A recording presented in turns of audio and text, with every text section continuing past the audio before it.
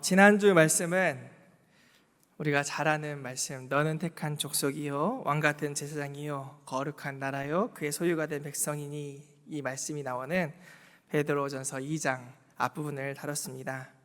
우리는 원래 건축자들의 버린 돌과 같은 그런 존재였는데, 새롭고도 신령한 집으로 하나님께서 지어가고 계시고, 사랑받는 자가 아니었는데 하나님의 사랑을 받는 존재가 되었다는 말씀을 들었습니다. 여러분, 옆에 있는 분들이 어떤 분들입니까? 인사 한번 나누겠습니다. 당신은 사랑받는 자입니다. 네. 또 한번 인사 나눠볼까요? 제가 그런 사람입니다. 네.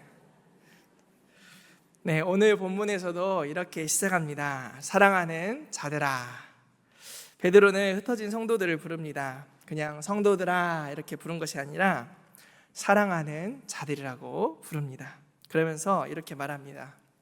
거류민과 나그네 같은 너희를 권하노니. 우리의 정체성은 무엇입니까?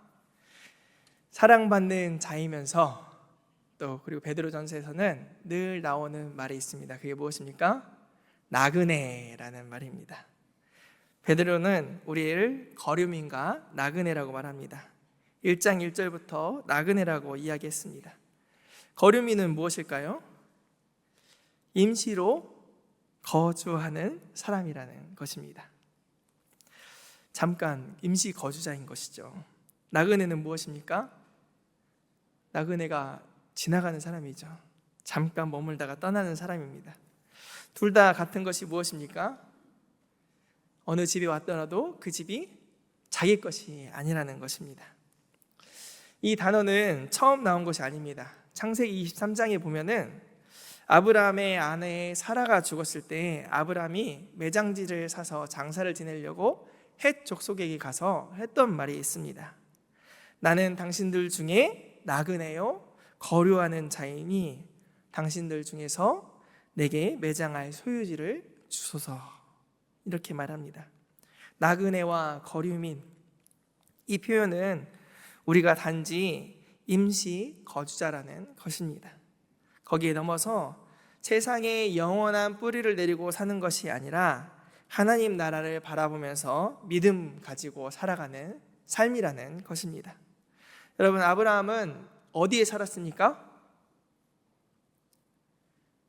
32평 아파트에 살았을까요? 네, 어디 살았을까요? 장막에 살았습니다. 장막, 텐트. 네, 텐트 여러분 살려가면 살겠습니까? 이제 걱정이죠. 우리가 지금 갖고 있는 이 짐은 다 어떻게 해야 되나. 매번 이사를 다닌다고 생각하면 아주 깝깝할 노릇입니다. 아브라함은 장막을 옮겨 다니면서 이렇게 살았습니다. 주님께서 가라고 하시면 가고, 여기서 머물라고 하면 머무는 것이었습니다. 이것이 아브라함의 정체성이었습니다. 그런데 이 표현이 시편에도 등장합니다. 시편 39편 12절을 읽으면 나는 조상들과 같이 나그네이며 떠도나이다. 누구와 같이 나그네라고 말합니까? 조상들과 같이, 우리 조상들과 같이 나그네입니다. 이것이 택함받은 족속들이 가지고 있었던 정체성입니다. 여러분은 나그네이십니까? 나그네는 아닌 것 같고 임시 거류자인 것 같지 않습니까? 우리는 이 세상 속에 살고 있지만 이 세상은 어떤 세상입니까? 이 세상은 으리으리하게 집 짓고 사는 것을 제일로 여기는 세상입니다. 집값 비싼 곳에 사는 것이 어깨에 힘 들어가는 세상입니다. 그런데 우리는 어떤 사람입니까? 베드로는 우리를 뭐라고 하냐면 신령한 집으로 지어져 가는 존재라고 말합니다. 전혀 다른 삶이죠. 이 세상은 우리에게는 단지 스쳐 지나가는 곳이고 임시 거주하는 곳이라는 겁니다. 베드로는 성도들에게 나그네라는 이 동질감, 이 세상 속을 살고 있지만 세상과는 다르게 살아가는 이들에 대한 애정을 담아서 너하고 나는 같은 사람들이야 하면서 뭐라고 말합니까? 11절에 처음에 시작할 때 뭐라고 합니까? 그렇기 때문에 이들을 사랑하는 자여라고 부르는 것입니다. 우리도 마찬가지입니다. 옆에 분 보시면 저분은 의리의리한 집이야 이렇게 생각되는 분도 있을지 모르지만 서로가 다 달라 보이지만 나그네라는 동질성을 가진 동료요, 동역자요, 함께의 길을 걷는 자들입니다. 옆에 분들이 그런 존재입니다. 한번 옆에 분 한번 보세요. 네, 그런 존재입니다. 다 다른 것 같지만 우리는 함께 걸어가는 자들입니다. 베드로 사도는 함께 나그네로 살아가는 사랑하는 그들, 그리고 우리들에게 이렇게 권면합니다. 뭐라고 합니까? 영혼을 거슬러 싸우는 육체의 정욕을 멀리하라. 베드로 사도는 영혼이라는 단어를 많이 썼습니다. 1장 9절에도 보면은 믿음의 결국은 영혼을 구원하는 것이라고 말합니다. 1장 22절에도 보면 너희 영혼을 깨끗하게 하라고 합니다. 다음에 볼 2장 25절에도 보면 영혼의 목자에게 돌아왔다 말합니다. 영혼은 우리 전 인격을 표현합니다. 우리는 영혼이 깨끗하게 되었고 영혼의 목자에게로 돌아왔는데 여러분, 우리는 정욕을 가질까요?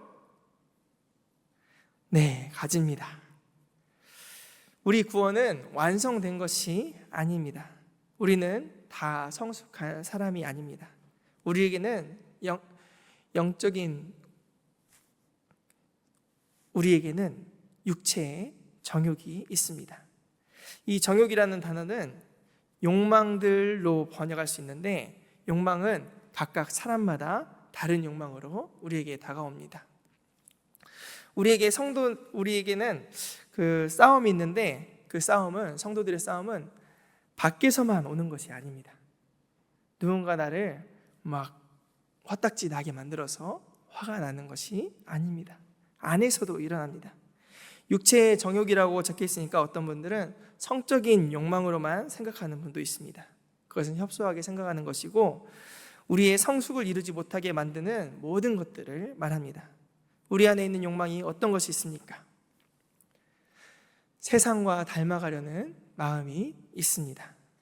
또 어떤 사람에게는 열등의식일 수 있습니다. 어떤 분은 다른 사람하고 끊임없이 비교를 합니다. 어떤 분에게는 게으름입니다.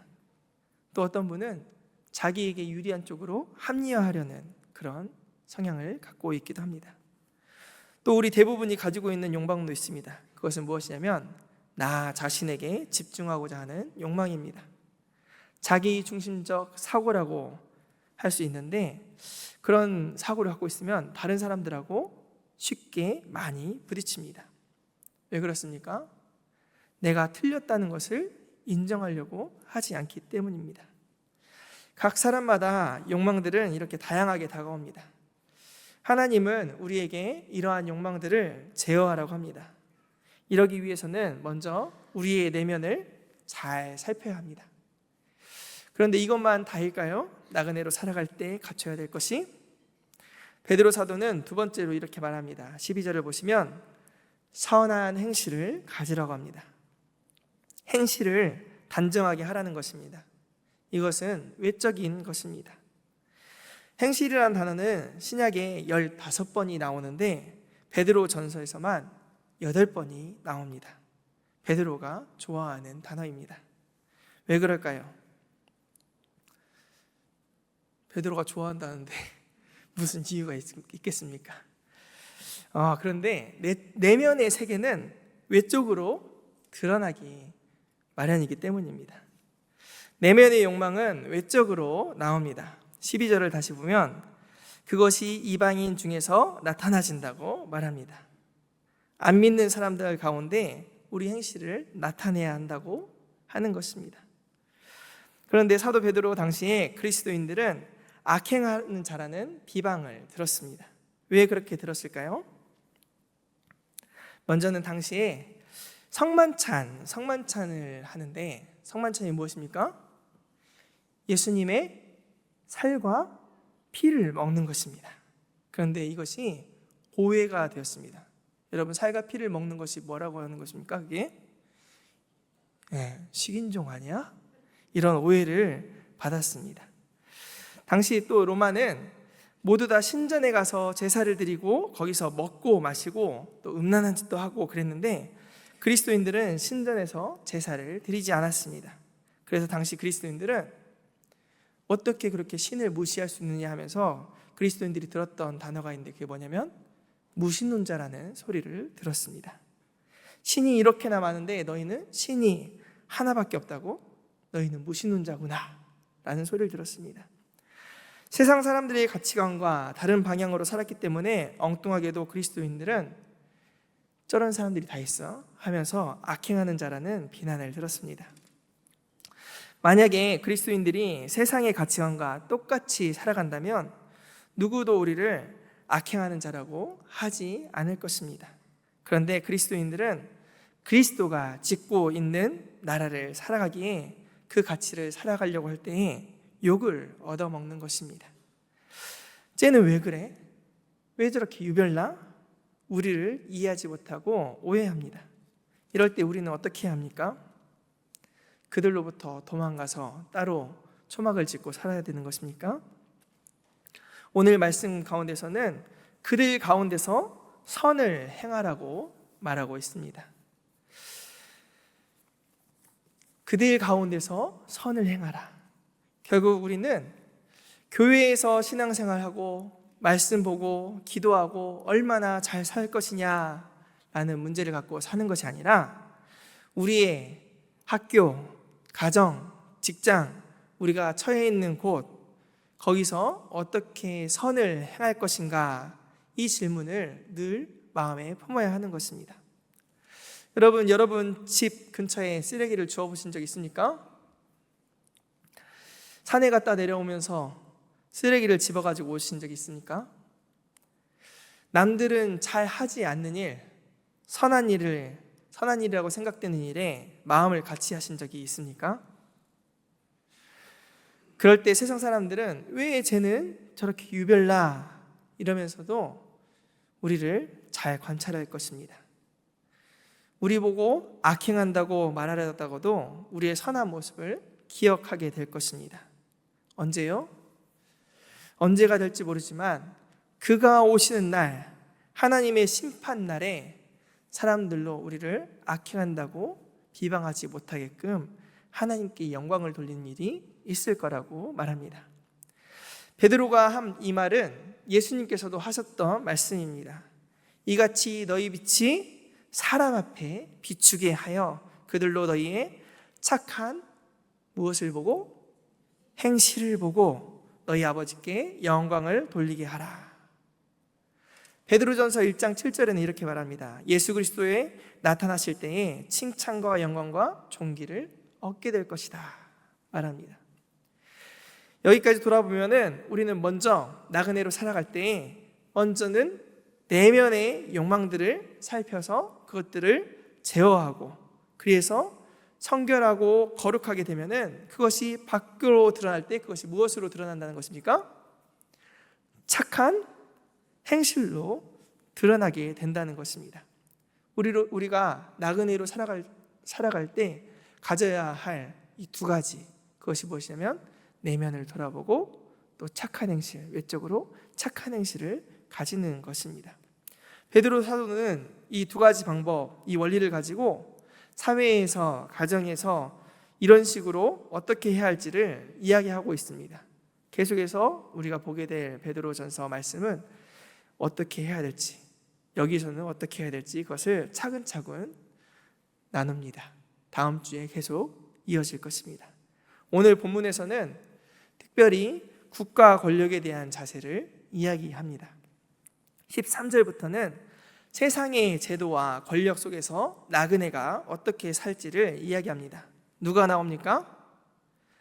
세상의 최고 권력이라고 할 수 있는 왕, 당시 로마로 보면은 황제를 이야기합니다. 그리고 14절에는 황제가 위임한 사람들이 있는데 그게 누구냐면 총독입니다. 이 세상에는 제도와 공권력이 있다는 것입니다. 그런데 여러분, 왜 세상에 제도와 공권력이 있을까요? 오늘 본문 말씀 14절에 보면은 악한 자를 징벌하고 선한 자에게 포상을 해주는 역할을 한다고 합니다. 이것을 네 글자로 뭐라고 합니까? 권선징악이라고 합니다.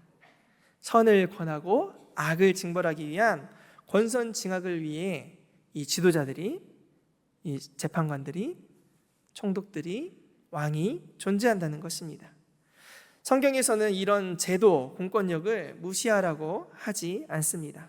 무정부 자세를 취하라고 하지 않습니다.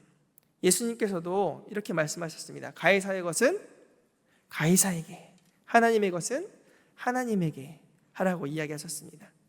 또 예수님은 성전세에 대해서도, 성전의 세금을, 성전세에 대해서도 내라고 이야기했습니다. 베드로 사도는 제도, 공권력에 대해서 뭐라고 합니까? 순종하라, 복종하라, 이렇게 말합니다. 여러분, 순종하고 복종하는 것 잘 하십니까? 네, 저는 잘합니다. 최근에 어린이 보호구역에 주차했다가 12만 원 나왔는데 잘 냈습니다. 또 먼저 냈다고 20% 할인해서 96,000원 냈습니다. 여러분, 우리는 순복하는 것을 사실 좋아하지 않습니다. 그런데 순복하라고 하고 있습니다. 그 이유는 무엇입니까? 15절에 보면은 곧 선행으로 어리석은 사람들의 무식한 말을 막으시는 것이라. 무슨 말입니까? 당시 사람들이 그리스도인들을 체제를 거스르는 사람이다, 전복시키려는 사람들이다, 이런 소리로 했는데 그게 무슨 소리라는 것입니까? 무식한 소리라고 이렇게 말하는 것입니다. 그런데 그들 입을 막기 위해서는 그리스도인들이 해야 하는 것이 있는데 체제를 잘 따르는 자라는 것을 증명해 보일 필요가 있다는 것입니다. 마치 바울이 율법을 지키지 않는 자라는 오명을 받았을 때 이 바울이 어떻게 했습니까?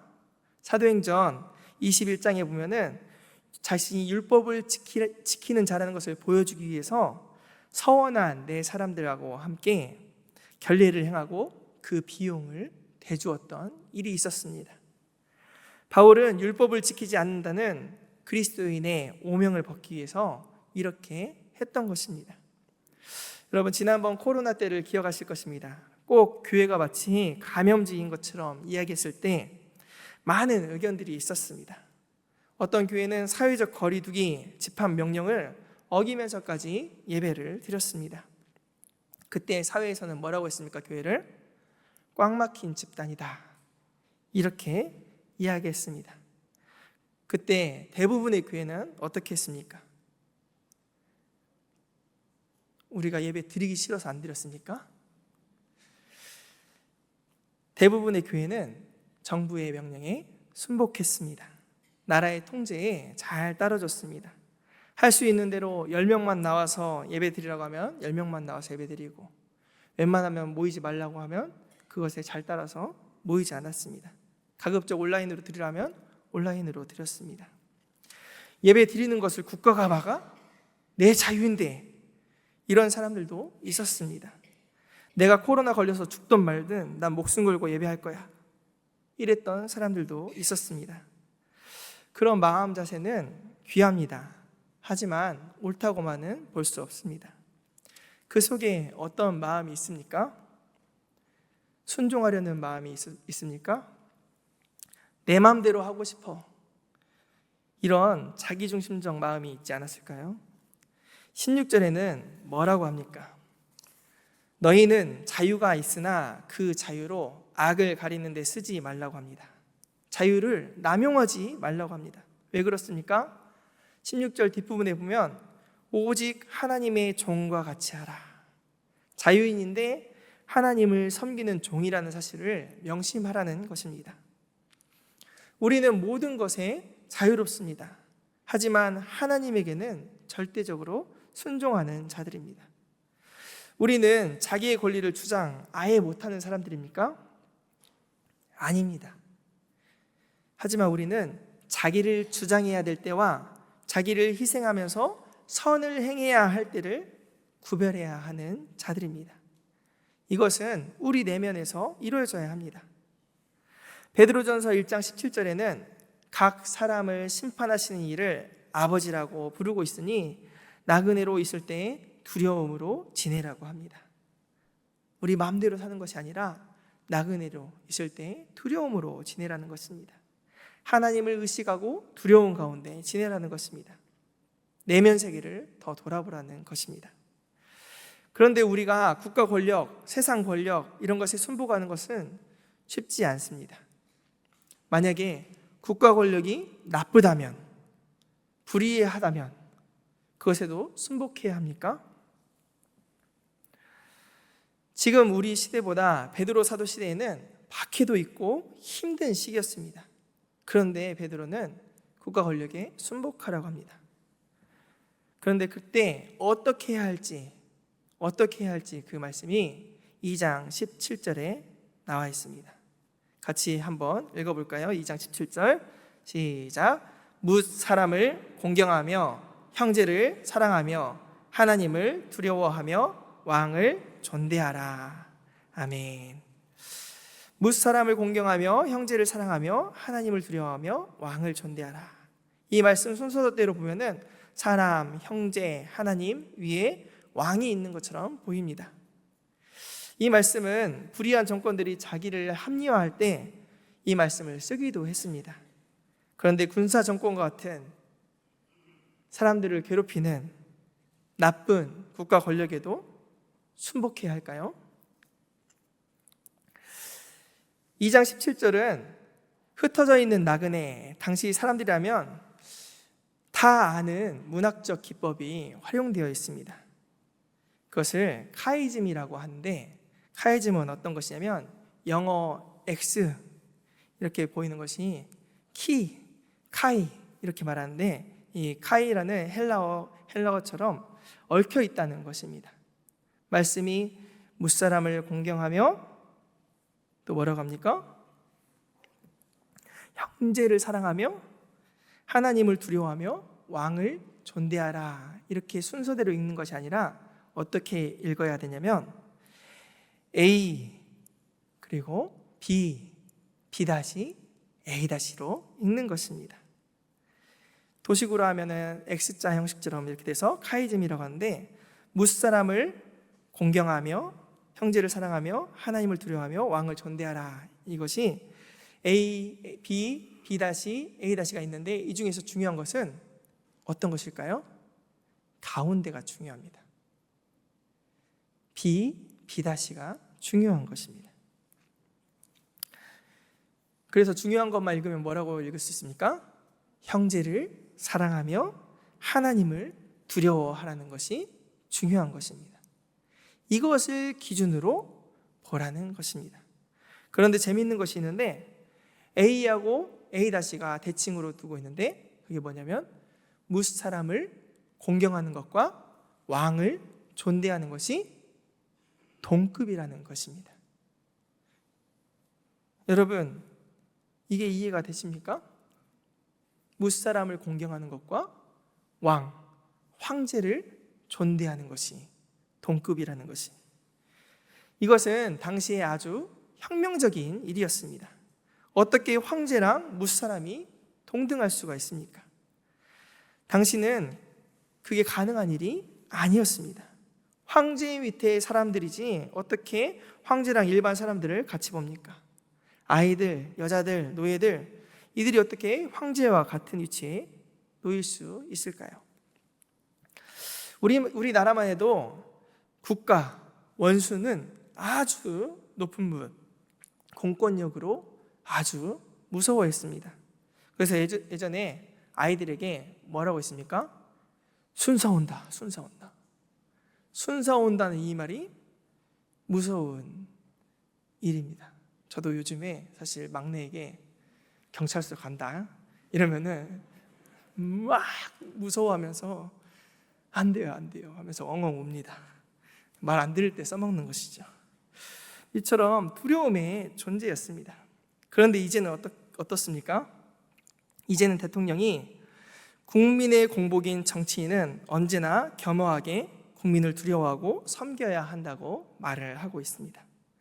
예전이라면 상상도 못할 말입니다. 국가 권력은 국민을 위해 봉사하는 존재라는 취지의 발언입니다. 최근에 와서야 이런 이야기가 나오고 국가와 국민이 같은 위치에 놓인 것이 최근 일인데 2000년 전에 베드로 사도는 모든 사람을 존중하고 황제도 존대하라고 합니다. 황제도 모든 사람과 같은 위치에 둔 것입니다. 그래서 다시 말하면 형제를 사랑하고 최고 권위자인 하나님을 두려워해야 된다는 말씀입니다. 아까 이야기로 돌아가서 불의한 권력에도 순종을 해야 합니까? 라는 질문에 어떻게 답하는 것입니까? 베드로는 국가 권력, 황제, 총독이라 할지라도 선을 권하고 악을 벌하는 일을 하는 것이 아니라면 그것을 위한 존재인 권력에 우리가 순복해야 할 이유가 있을까 하고 의문을 던지고 있는 것입니다.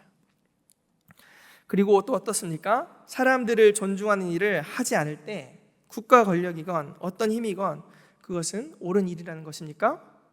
아니라는 것입니다. 이런 것들이 제대로 되지 않을 때 이것에 복종해야 할 필요가 있냐고 말하는 것입니다. 우리 위에 있는 제도나 공권력이 형제를 사랑하는 행동 하지 못하게 하는 것이라면, 하나님을 두려워하는 것을 못하게 한다면 그것은 옳은 일이라고 할 수 없습니다. 다시 코로나로 돌아가서 당시 정부는 코로나가 많이 확산될 때 방역을 하기 위해서 교회에다가 요구를 했습니다. 그런데 그것이 예배를 방해하기 위한 목적이었습니까? 하나님을 못 섬기게 하려고 했던 것입니까? 그런데 많은 그리스도인들이 오해를 했습니다. 그리고 어떤 목사님들은 정부를 폄훼했습니다. 그때 공무원들이 취했던 반응이 저는 참 우리 목사님들보다 더 점잖다 생각이 들었습니다. 공무원들은 교회에 와서 이렇게 말했습니다. 다른 사람들이 감염에 빠지는 것을 막기 위해서 협조해 주십시오. 제발 모이는 거 최소한으로 모여주시기 바랍니다 하면서 정중하게 부탁을 했습니다. 그것은 하나님께 예배하는 것을 막는다고 오해하는 자들에게 여러 차례 설명을 했던 것입니다. 예전 독재 정권 때는 정부는 노동자들, 시민들을 존중하지 않았습니다. 그런데 지금은 그리스도인들 중에 일부는 하나님의 이름으로 시민과 정부를 존중하지 않는 막말을 하는 경우가 있습니다. 우리는 말씀 따라서 존중해야 합니다. 우리는 어떻게 하면 모든 사람을 존중하고 정부를 존중하고 어떻게 하면 형제 자매를 사랑하고 어떻게 하면 하나님을 경외할 수 있을까 고민하고 기도해야 합니다. 그 가운데 우리는 내면을 돌아봐야 합니다. 어떤 주장을 내세울 때 나만 옳아 이런 자세라면 하나님의 영광을 가린 일이 될 것입니다. 나의 주장을 관철시키려는 자세를 갖는 이들은 욕망을 제어하지 못하는 것입니다. 사랑하는 여러분, 우리는 나그네로서 살아가야 하는 길을 배웠습니다. 먼저는 내면을 살피고 우리 욕망과 욕심을 제어하는 삶을 살아야 합니다. 그리고 우리의 선함이 밖으로 드러나게 살아야 합니다. 그럴 때 우리의 마음과 몸을 통해 하나님께 영광을 돌려드리는 일이 될 것입니다.